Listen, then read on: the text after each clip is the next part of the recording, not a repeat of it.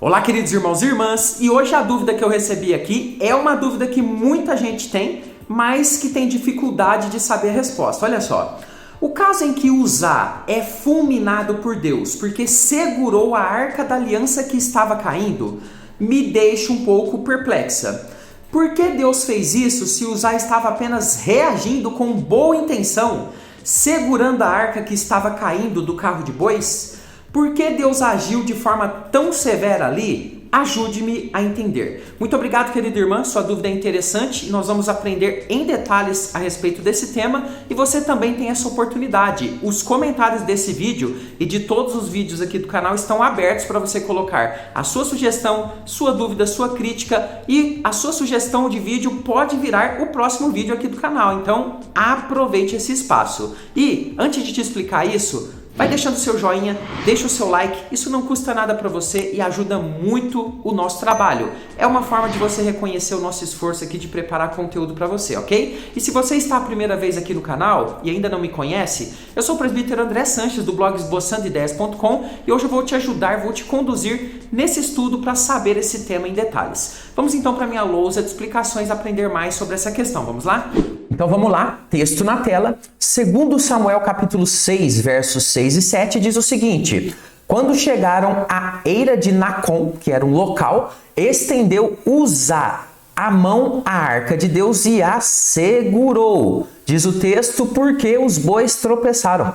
Então a ira do Senhor se acendeu contra Uzá, e Deus o feriu ali por esta irreverência. E morreu ali junto à arca de Deus. Queridos irmãos, texto difícil e pesado, não é verdade? Esse realmente é um caso chocante narrado pelas Escrituras Sagradas. Em uma leitura mais superficial, somos tentados a achar que Deus exagerou aqui, não é verdade? Fala a verdade. Quando a gente lê a primeira vez, nossa, que exagero, que Deus foi até um tanto injusto e que agiu de uma forma um tanto quanto inapropriada. Isso porque, aparentemente, esse rapaz, Uzá, estava querendo ajudar, não deixando a arca cair por causa do tropeço daqueles bois, daquele carro de boi que estava carregando a arca da aliança. Mas esse texto e contexto tem alguns detalhes muito importantes que eu me arrisco a dizer que pouca gente percebe e você vai poder então avaliar se você já tinha percebido isso no estudo de hoje. E esses detalhes vão nos ajudar a interpretar corretamente aquilo que aconteceu ali naquele momento com Uzá, ok? Então fique comigo até o final para esse aprendizado. E o que a gente precisa entender primeiro? Dentro do contexto, a gente precisa entender primeiro quem era Uzá.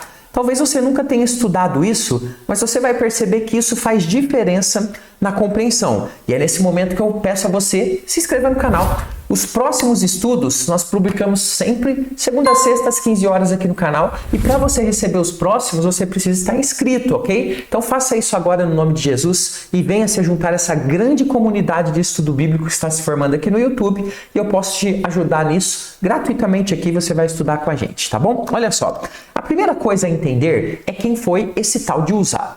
Uzá é citado como sendo filho de Abinadab. Isso aqui em 2 Samuel 6,3. Observe bem o que o texto diz. 2 Samuel 6,3, puseram a arca de Deus num carro novo e a levaram da casa de Abinadab, que estava no outeiro, na montanha. E Uzá e Aiô, filhos de Abinadab, guiavam o carro novo. Então observe que Uzá é direcionado aqui dentro desse texto como filho desse tal de Abinadab. Mas quem é Abinadab? Esse Abinadab é aquele citado em 1 Samuel 7, de 1 a 2, que ficou com a arca da aliança em sua casa por cerca de 20 anos, em um momento em que o povo de Israel não estava assim muito familiarizado, nem querendo muito cultuar a Deus. E a arca fica na casa desse homem, ali junto com a sua família. Observe 1 Samuel 7:1. Então vieram os homens de Kiriat Jearim e levaram a arca do Senhor à casa de Abinadab, no outeiro, ou ali na montanha, e consagraram Eleazar, seu filho, para que guardasse a arca do Senhor. Então observe bem, É provável que Uzá fosse filho ou neto desse Abinadab que nós vimos agora no texto que nós lemos. Já que a palavra hebraica ali para filho, ela pode significar ou ser usada tanto para descendente direto, filho de sangue diretamente, ou também para parente, né? Então a gente pode então trazer aqui essa ideia de que o Uzá era bem próximo de Abinadab, provavelmente um filho mesmo de sangue. Presbítero, mas o que tem a ver isso? Olha só, isso indica para nós que Uzá era muito provavelmente um levita. Sim, isso mesmo, um levita. Quem eram os levitas? Os levitas lá no Velho Testamento eram os responsáveis por cuidar das coisas de Deus, ok? Cuidar de todo o culto, de todo o desmonte do tabernáculo, a remontagem, de carregar as coisas. Os levitas é que faziam essa função. Ou seja, ele tinha então usar conhecimento de como deveria tratar as coisas de Deus. Sabia sobre o que a lei de Deus exigia no trabalho dos levitas. Como era, então, uma obrigação de todo levita, já que era um trabalho designado lá no Velho Testamento para as pessoas dessa tribo. Mas vamos aqui colocar uma outra hipótese. Mesmo que Uzá não fosse levita, o fato da Arca da Aliança ter ficado 20 anos, conforme o texto que nós já observamos ali, certamente trouxe a ele informações importantes sobre ela. Então, o que eu quero mostrar aqui nesse primeiro ponto? Que Uzá, ele, se fosse levita, e é o mais provável, quase 100% de certeza, né, porque a arca não ficaria ali em um local que não era dos levitas, ele tinha então essas informações. Se ele não fosse levita, pelo fato da arca ficar tanto tempo na sua casa, certamente ele buscou informações sobre ela. Então, junte essa informação com essa próxima agora que nós vamos trabalhar.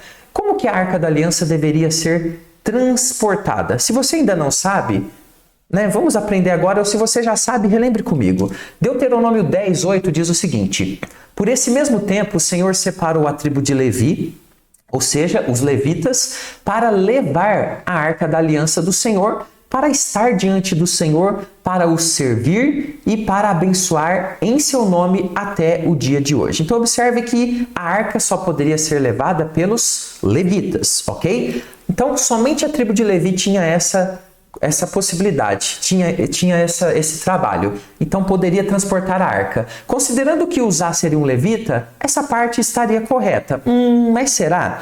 Observe que nós temos mais informações. Número 7:9 diz o seguinte: mas aos filhos de Coate nada deu, porquanto a seu cargo estava o santuário que deveriam levar aos ombros. Então veja, aqui nós temos uma outra informação. Os Coates eram uma família dentro dos levitas, ok? Dentro da tribo dos levitas tinha essa família dos Coate, né, que eram chamados também de coatitas. Eles deveriam levar a arca, mas nos ombros, não em carros. Então a arca não deveria ser levada de forma alguma em carros de bois, como foi, mas nos ombros dos levitas da família dos coatitas. Então aqui surge uma outra dúvida importante. Será que Uzá era da família dos coatitas? Essa é uma pergunta importante. Que eram os designados para levar a arca?